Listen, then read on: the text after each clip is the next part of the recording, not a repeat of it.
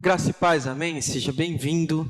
Hoje é mais um culto da vitória, o culto de quinta-feira.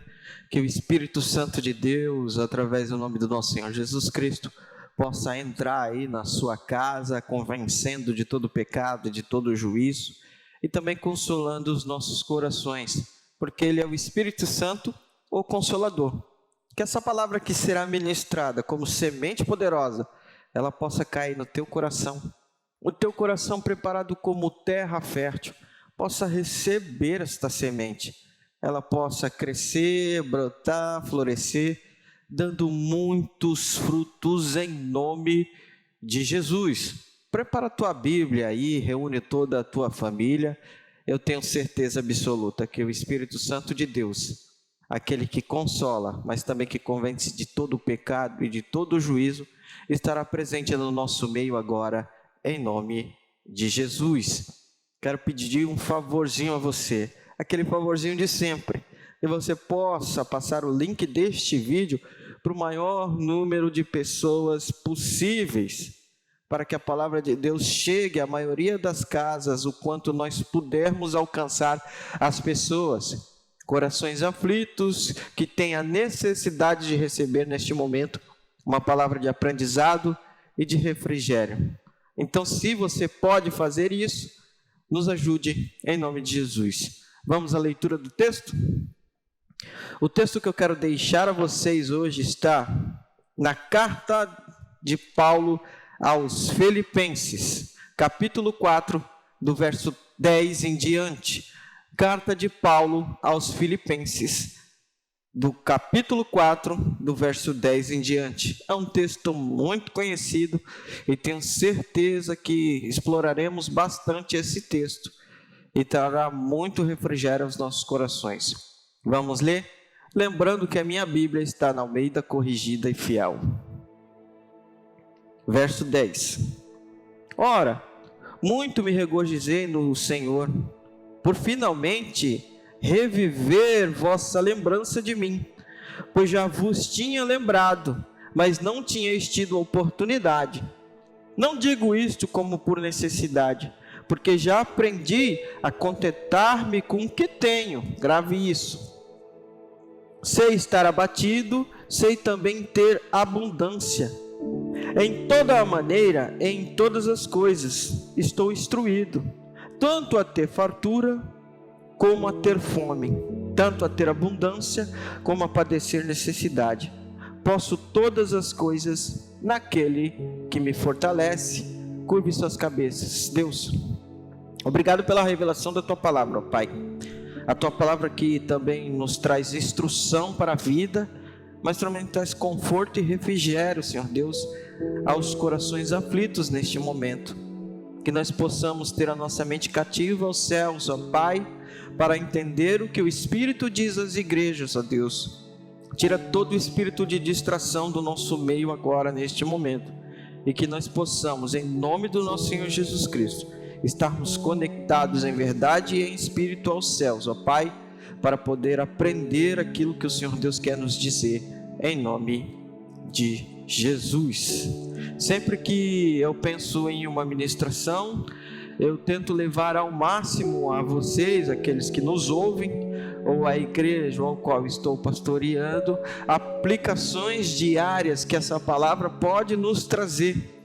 Eu também tenho em mente e preciso levar em consideração que nem todas as pessoas que nos ouvem, principalmente com essa disseminação da palavra pela internet, têm um entendimento claro do texto que foi lido.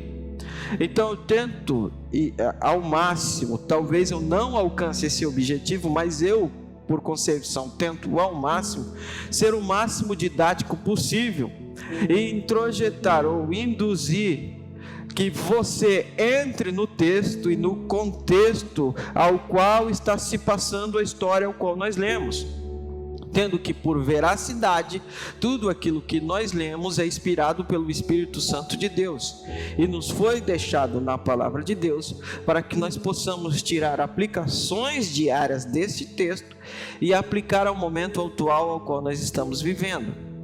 Então, toda a introdução, todo o processo introdutório da leitura da palavra e da explicação deste texto tem como por finalidade a aplicação diária às nossas vidas, em nome de Jesus.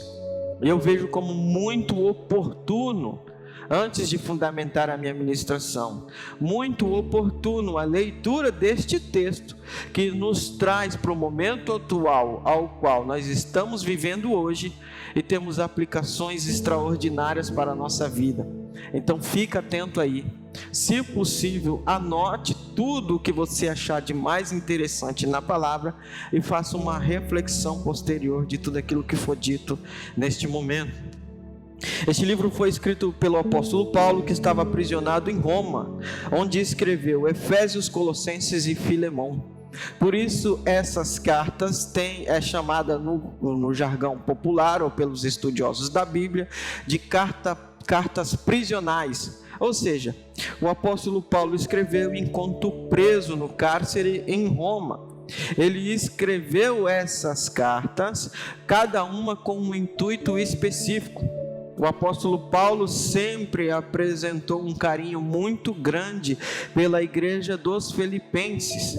Ele recebeu de maneira extraordinária da parte do Senhor uma instrução para ir a Filipos e pregar o evangelho. Nós podemos encontrar esta passagem em Atos 16, capítulo 6, quando ele tem a visão de um varão macedônio, e este varão macedônio roga-lhe, suplica-lhe que ele vá até a Macedônia para ministrar e pregar o evangelho. Lembrando que o apóstolo Paulo foi recrutado lá no livro de Atos, capítulo 13, verso 2 e 3, para ser enviado como, nós podemos colocar assim, como um dos primeiros, ou o primeiro missionário. Foi separado ali pelo Espírito Santo de Deus. Depois você pode ir lá buscar e ler. E o Espírito Santo de Deus ali, eles estavam com outras pessoas em jejum e muita oração, e ali foi determinado que Paulo e Barnabé, ou Barnabé e Paulo, assim em ordem hierárquica, foram separados para serem enviados e ministrar, pregar o evangelho ali na região da Ásia Menor. E enquanto enviado esses missionários, eles estavam em determinada localidade, e Paulo tem esta visão, pedindo que ele fosse à Macedônia para pregar o evangelho da verdade. E assim foi feito, nascendo a igreja de Filipe, ou seja, a igreja dos Filipenses, implantada pelo apóstolo Paulo, e a qual ele demonstra um carinho muito grande. Essa carta tem um propósito claro de fortalecer os filipenses na sua fé e também de expressar toda a gratidão que o apóstolo Paulo tem por esses irmãos, que o apóstolo Paulo tem por essa igreja como instituição. E nós chegamos agora aqui aos versos ao qual nós lemos, Filipenses capítulo 4, do verso 10 ao 13, onde o apóstolo Paulo, ele expressa essa gratidão por uma oferta que ele recebeu da parte dos filipenses enquanto preso lá em Roma. Todos nós sabemos que em determinado momento, enquanto as suas viagens missionárias, o apóstolo Paulo também trabalhou para promover o seu próprio sustento. Como que ele trabalhava? Ele trabalhava montando barracas, e ali, para promover o seu próprio sustento, ele mesmo diz ali, para não ser pesado a ninguém, ele trabalhava para promover as suas viagens missionárias, ou para ser sustentado enquanto naquela localidade. Mas como missionário, ele também era sustentado, ele recebia ofertas das igrejas que enviavam a ele para que ele pudesse continuar a promover o evangelho do nosso Senhor Jesus Cristo. Não sei se você sabe, mas missionários também têm necessidades, e necessidades específicas como qualquer outro ser humano. E como o apóstolo Paulo não era diferente. Em determinada região ele foi trabalhar para não ser pesado a ninguém, mas ele era sustentado por uma gama de irmãos e de igrejas que enviavam as suas ofertas. E aqui ele está expressando toda a sua gratidão. Eu convoco você a deixar a sua Bíblia aberta, porque a nossa mensagem é extremamente expositiva e a leitura da palavra no seu contexto geral é necessário. No verso 10 ele diz assim: ora, muito me regozijei no Senhor, por finalmente reviver a vossa lembrança de mim, pois já vos tinhais lembrado, mas não tinhais tido a oportunidade. Eles estavam, o apóstolo Paulo, nesse versículo, ele expressa toda a sua gratidão, mas ele não condena os irmãos de Filipos de não terem enviado esta oferta anteriormente. É como se ele dissesse: olha, eu entendo a condição financeira ao qual vocês estão passando, entendendo a condição financeira ao qual vocês estão passando, eu sei que não houve a oportunidade de anteriormente me ter enviado uma oferta que é extremamente necessária. Ou seja, ele estava no cárcere romano e precisava custear o valor do processo ao qual ele estava enfrentando, que não era barato. De maneira nenhuma era barato custear este processo. E não só custear este processo, a sua estadia naquele lugar ou suas necessidades básicas precisavam ser supridas também. Então ele está dizendo: olha, eu me alegro com a oferta que vocês enviaram no tempo oportuno, e também sei que vocês estão passando extrema dificuldade financeira e não puderam enviar a mim esta oferta anteriormente, mas eu agradeço por esta oferta momentânea agora. Muitos de nós, e nós não estamos a par de todas as situações que estão acontecendo no mundo hoje. Deus, ele é onisciente, onipresente e onipotente. Ou seja, onisciente é que ele detém todo o conhecimento, onipresente é que ele está em todo lugar, e onipotente é que ele detém todo o poder. E tendo todo o conhecimento e todos esses atributos que ele não comunica ao homem, ou seja, são atributos exclusivos de Deus, ou atributos incomunicáveis de Deus.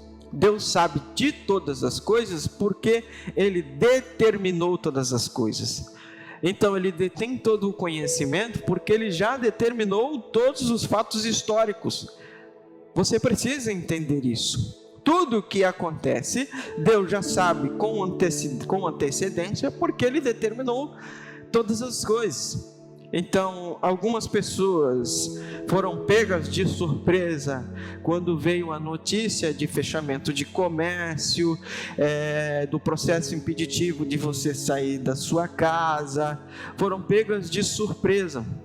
Mas tenho dito eu que Deus não fará coisa alguma sem revelar aos seus, ou seja, aos profetas.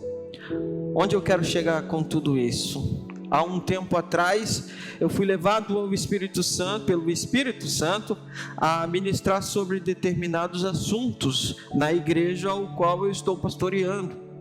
E eu não sou um pregador que usa de uma única temática ou de um único tema, ou seja, família, finanças, não. Eu deixo muito ser levado pelo momento ou pelo Espírito Santo de Deus, que me leva a ministrar determinados assuntos.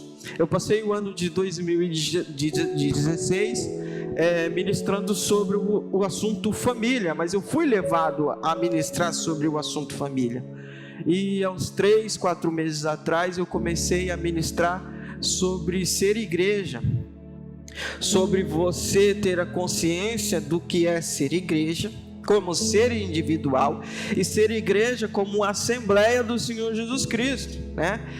O próprio Senhor Jesus Cristo, na primeira citação da palavra igreja, que o Senhor Jesus Cristo usa essa palavra, é quando ele pergunta aos seus discípulos quem o povo diz que eu sou, e depois pergunta aos próprios discípulos quem eles acham que ele é, qual a sua identidade real.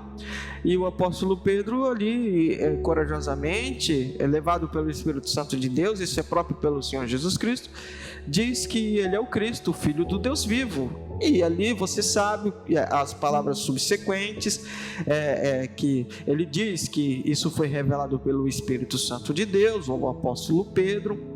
E ele diz, Pedro, sobre esta afirmação, colocarei a minha igreja, ou seja, a minha igreja estará firmada sobre esta afirmação, que eu sou Cristo, o Filho do Deus vivo. E quando ele diz, Pedro, tu és pedra, ele está dizendo, olha, Pedro, tu é uma lasca, ou seja, levando ali para a analogia da construção civil, tu é parte de um conjunto maior que vai construir a minha igreja. Então você, enquanto igreja, só é igreja verdadeiramente quando está reunido em assembleia. Mas você é morada, ou seja, outra ministração, se você puder procurar lá nos nossos canais, se chama Sou Casa, você vai ter um entendimento sobre isso. Quando o apóstolo Paulo diz que nós somos moradas do Espírito Santo de Deus, ele está se referindo a um local onde há manifestação do Espírito Santo de Deus.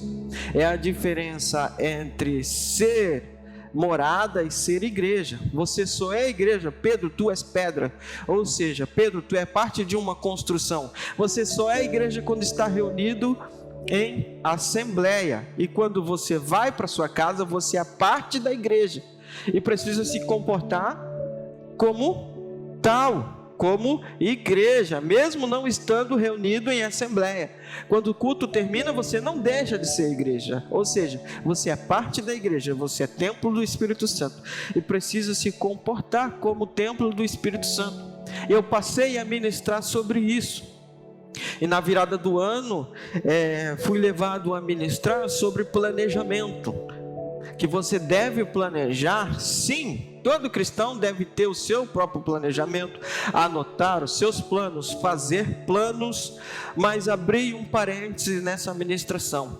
As pessoas que fazem parte da nossa assembleia, ou seja, da nossa igreja, sabem do que eu estou falando e vai puxar a sua memória agora imediatamente todas essas palavras que são verídicas. E eu disse, olha, façam planos, se planejem em Deus e tudo mais, vocês devem fazer isso. Mas uma coisa eu quero dizer a vocês, eu não preguei essa palavra somente na igreja Peniel Vila Mirim, eu preguei essa palavra em várias outras igrejas quando recebi o convite, e eu dizia, o homem pode fazer os seus planos, mas a última palavra vem da boca de Deus. Provérbios 16:1, dependendo da linguagem ao qual é sua Bíblia, ela vai estar diferente, mas o conceito é esse. O homem pode fazer os seus planos. Eu digo mais, parafraseando, o homem deve fazer os seus planos, mas a última palavra vem de Deus. E quem de nós estávamos preparados para ter uma mudança tão radical nas nossas vidas?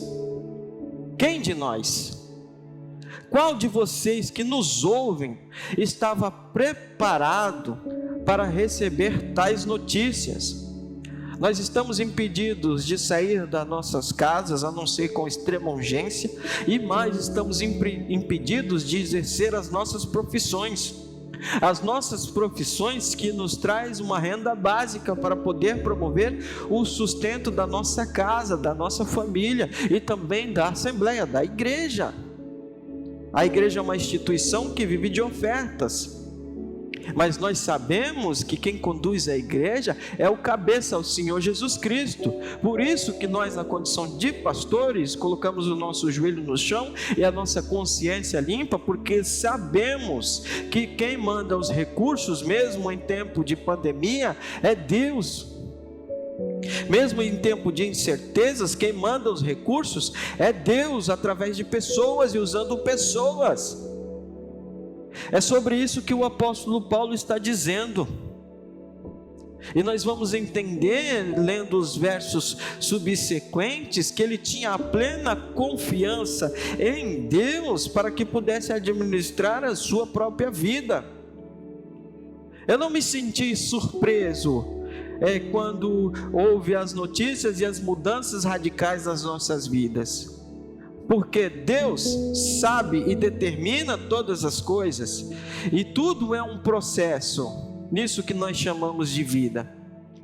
Todo ser humano está destinado a nascer e a morrer, seja 5 minutos depois que nasce ou 90 anos depois. Isso nós chamamos de vida. Eu sou pró-vida, eu sou um defensor da vida. Então tenho que, por concepção, a vida a partir do momento da fecundação do óvulo ali, da união das duas células, masculinas e femininas. Para mim já é vida, já começa a contar como período de ser vivente. Mas neste período ao qual nós chamamos de vida, há uma série de fases que nós passamos, que é para total aprendizado para nós mesmos, para que nós possamos aprender a viver neste lugar dia após dia, porque basta a cada dia o seu próprio mal.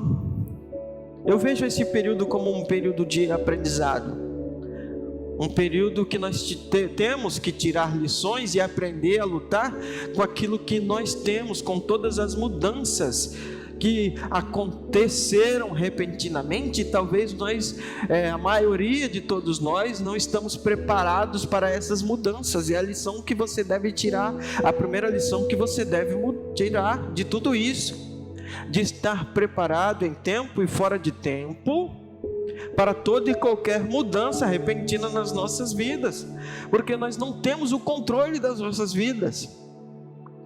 Entenda, você não tem o controle da sua vida, porque o governo tem o controle da sua vida, se nós entendermos no âmbito social, econômico. Fechou o comércio, fechou as empresas, fechou as fábricas. Os profissionais liberais foram impedidos de trabalhar e você ficou sem a sua renda básica, que promove sustento para você. E agora? Em quem você vai se apegar? Eu digo em quem você deve se apegar. Você deve se apegar em Deus, em Cristo Jesus, porque você vai entender que tudo posso naquele que me fortalece. É uma questão de fé. É isso mesmo, queridos, uma questão de fé. Fé é um agente sobrenatural. Eu ouvi e vi algumas pessoas falando em racionalizar a fé, em agir com razão quando relação à fé. Não, fé é transcendental, ela transcende a razão, ou seja, ela é sobrenatural. Você precisa aplicar essa fé sobrenatural na tua vida. É o momento de nós aplicarmos tudo aquilo que nós aprendemos, ouvindo e lendo e sentindo e vendo os milagres de Deus nas nossas vidas. É hora de agir e reagir como cristão que nós somos. É hora de pegar toda a aplicação da palavra de Deus e colocar em prática nas nossas vidas. E agir de maneira transcendental, porque fé não é racional, fé transcende a razão. Eu não preciso de explicações lógicas e provas contundentes para saber que Deus é vivo, existe e reina sobre as nossas vidas. Isso se chama ciência. Eu não preciso da ciência para fazer tal afirmação, porque isso se chama fé. Fé não pode ser racionalizada. A fé racionalizada é fé natural, e nós não precisamos neste momento naturalizar a fé, mas nós precisamos transcender o nosso entendimento, entender Deus da maneira que Ele está se apresentando agora. As pessoas estão se achegando a Deus, nós devemos se achegar a Deus. A psicanálise, ela afirma isso é dado científico agora, estou usando a razão. A psicanálise diz que em momentos de extrema aflição e aperto, as pessoas tendem a buscar mais a Deus, ou seja, tendem a exercitar a sua fé que outrora era morta. Então busque a Deus de maneira correta, entenda a Deus de maneira correta, e só podemos entender a Deus de maneira correta com leitura da palavra, entendimento daquilo que está sendo dito nos cultos e nas ministrações. Procure a informação correta, e o teu coração receberá o refrigério necessário, como esta carta de alguém que estava preso, e ele sabia que seria levado à morte porque professa o nome de Cristo. Ele tinha essa certeza, mas todas as suas cartas pulsam encorajamento. Que extraordinário, queridos!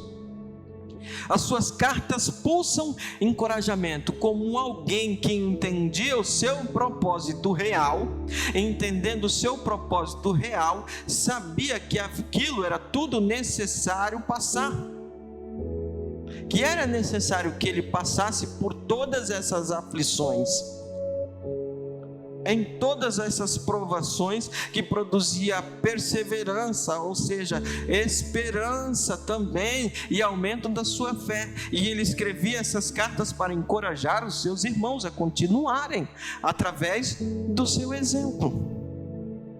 Sejam os meus imitadores, assim como eu sou de Cristo Jesus. Se eu não me engano, 1 Coríntios, capítulo 11, do verso 1. Em outras cartas, nas cartas de Efésios, ele diz, sejam imitadores de Deus.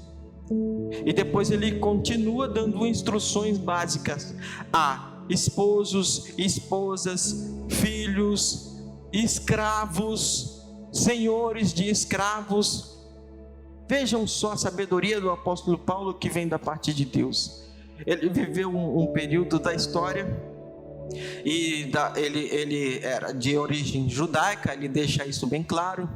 Ele estudou aos pés de um grande mestre chamado Gamaliel, muito respeitado em Israel. Ele era chamado de nosso mestre pelos próprios mestres. Tamanha o seu conhecimento e interpretação da lei.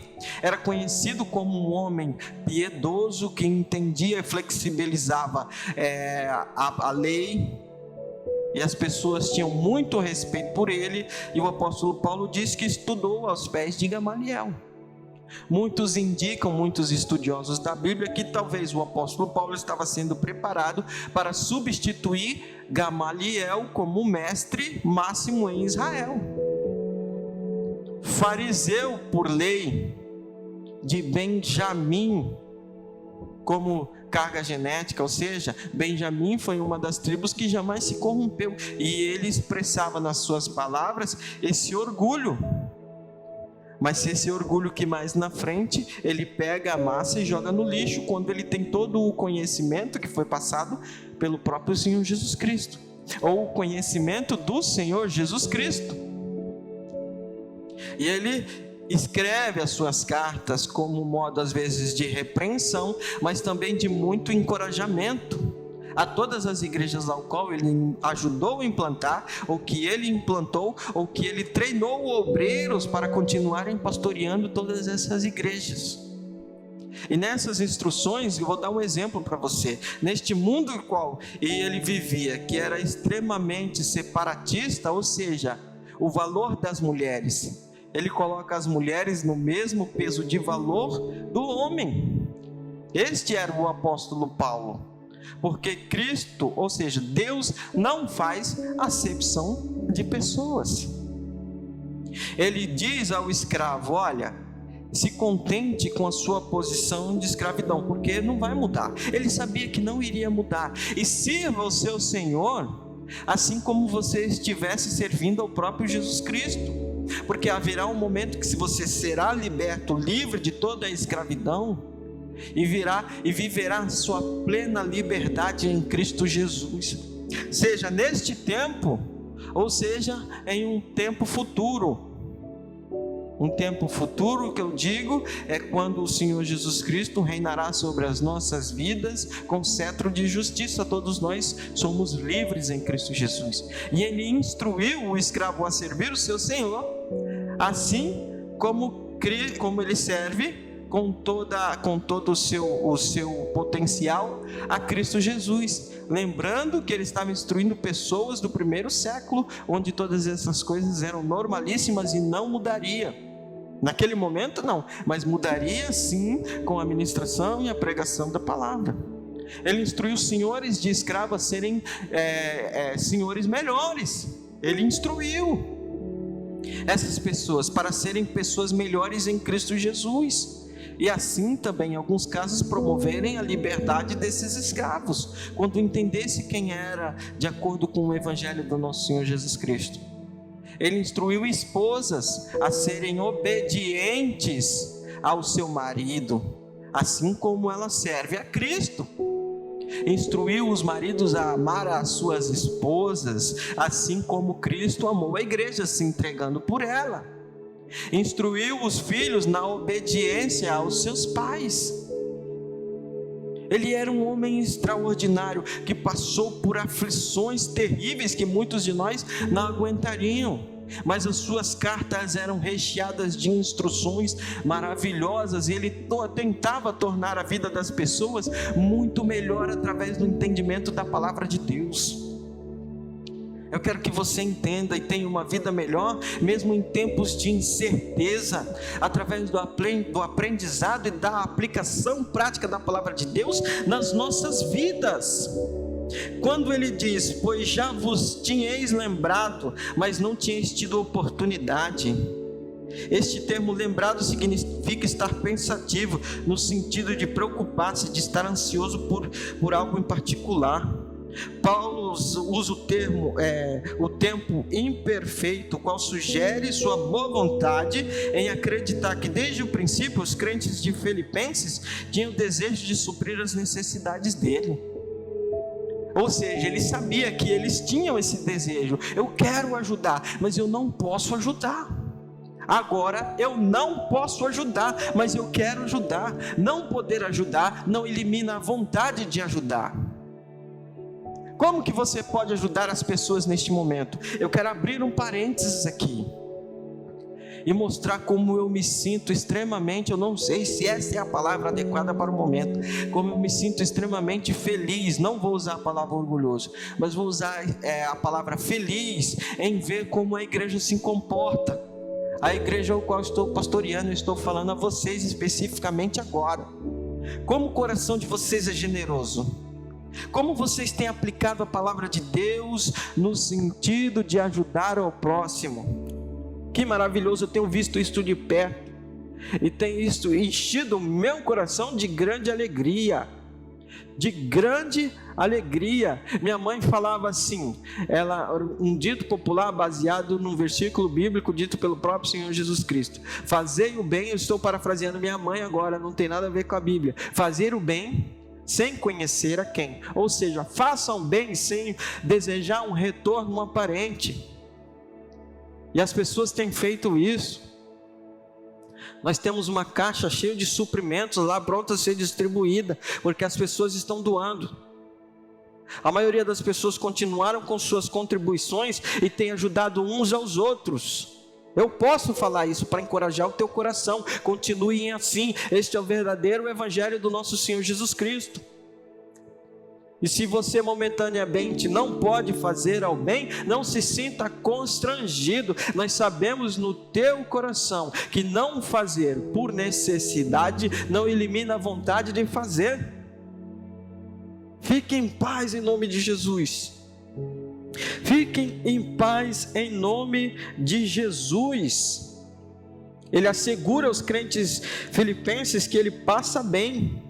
Até recentemente não pudessem ter parte nesse bem. Paulo está dizendo: olha, eu estou bem.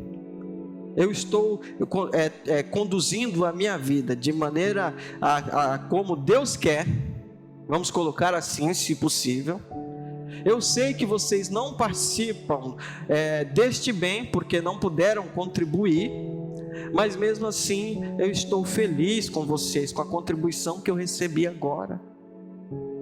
Isso expressa gratidão. Você consegue ser grato pela vida das pessoas que têm orado por sua vida?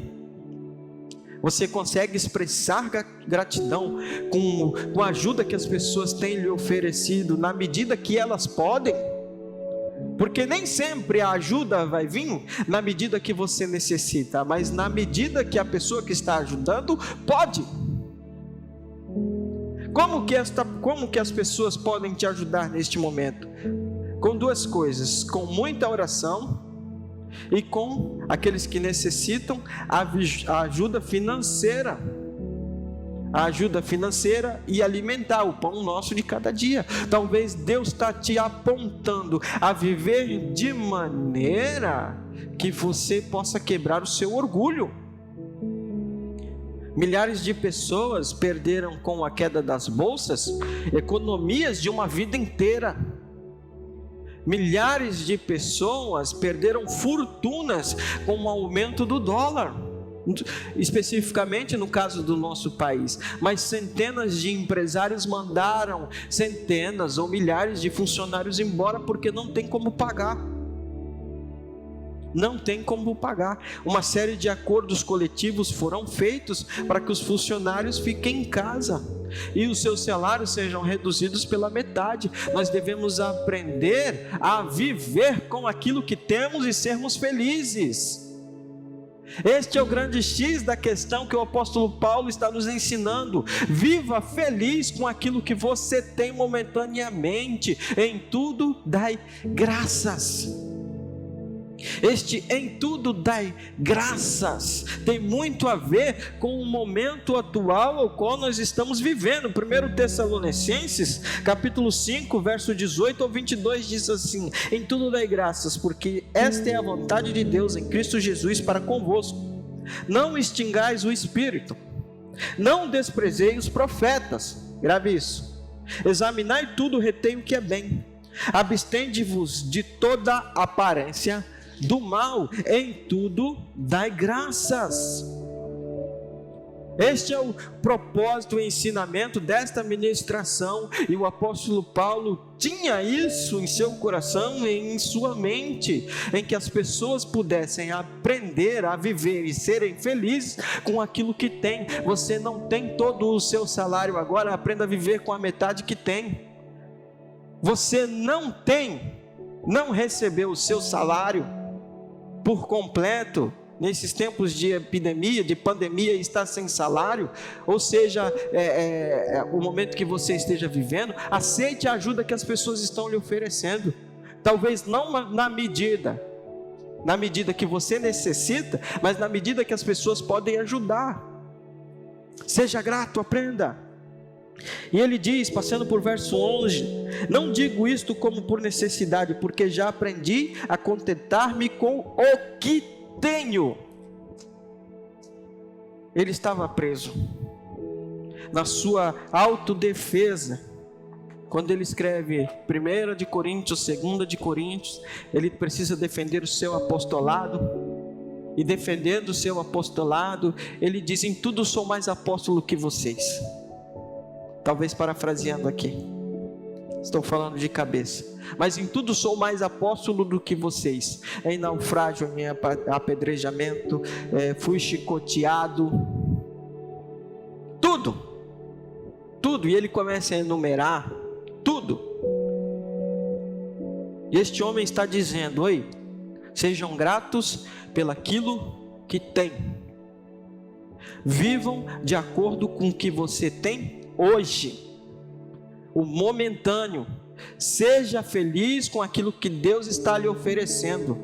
Talvez Deus está quebrando muitos orgulhosos, inclusive eu. Essa palavra veio primeiro para mim. Essa palavra vem de encontro ou ao encontro ao meu coração. Em uma das conversas com a minha esposa, eu disse a ela: você vai ser peça importantíssima nesse processo. E ela: como assim? Eu cresci num lar onde não era tão abastado assim, mas minha mãe e meu pai nunca deixou transparecer que havia algum tipo de necessidade. Nós tínhamos o básico necessário para viver, até um certo conforto. E eu cresci assim, até os 21 anos, tendo pai e tendo mãe. Depois não, mas eu já tinha aprendido a lição. E minha esposa, ela tem um modo de sobrevivência de selva aí desde criança.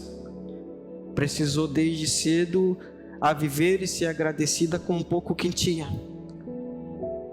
E nesses momentos de mudança na nossa vida, até uma mudança financeira radical nas nossas vidas, Eu falei para ela assim: olha, teu conhecimento e treinamento no viver com pouco, daí nasceu esta palavra. O teu conhecimento e treinamento no viver com pouco vai ser de grande valia para as nossas vidas neste momento. Você vai fazer um milagre com o pouco que nós temos, para que nós possamos ser gratos com aquilo que temos e sermos felizes. E eu quero dizer a vocês, de todo o meu coração, com toda a veracidade que há nas minhas palavras, até aqui o Senhor nos ajudou. Eu posso dizer que o Senhor é bom e as suas misericórdias duram para sempre. Entendemos a sermos gratos por tudo, em tempo e em fora de tempo, seja qual o período de abastança ou de falta, não importa. Viveremos de acordo com o que temos e com a vontade de Deus, e aprenderemos todas as lições necessárias neste processo para um crescimento futuro, porque sairemos dessa muito mais fortalecidos. Aqui na minha casa, sairemos dessa muito mais fortalecido. Eu tenho certeza absoluta que você aplicar tudo isso que nós estamos aprendendo, sairá também em nome de Jesus.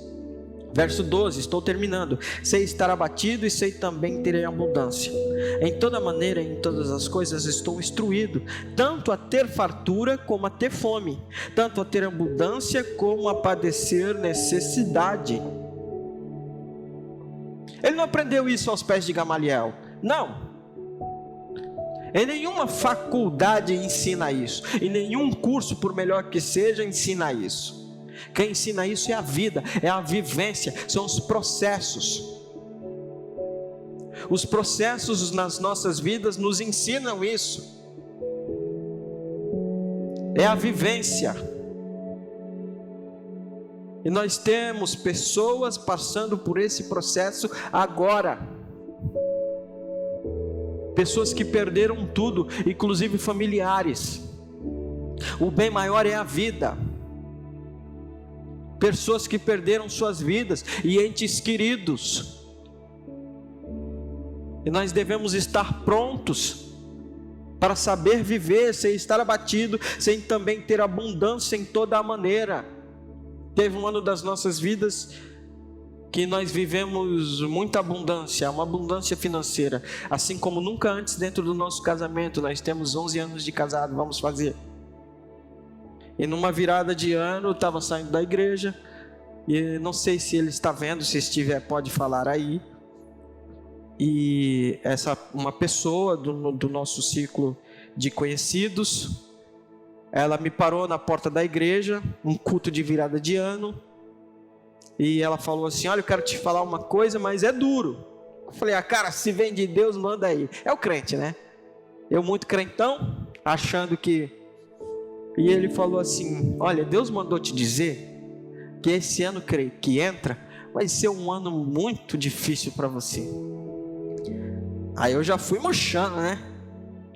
Ele olhou no meu olho, começou a chorar. Ele falou assim: Deus falou que você vai passar até necessidade. Eu olhei para ele, eu falei: se for de Deus, que seja feita a vontade de Deus. E eu estava vivendo um momento financeiro muito bom. Muito bom. E queridos, aquela palavra entrou no meu coração. Eu orei a Deus, eu falei: Deus, se for a voz do diabo, que não seja assim, mas se for tua voz, que seja feita a tua vontade. Vamos aprender.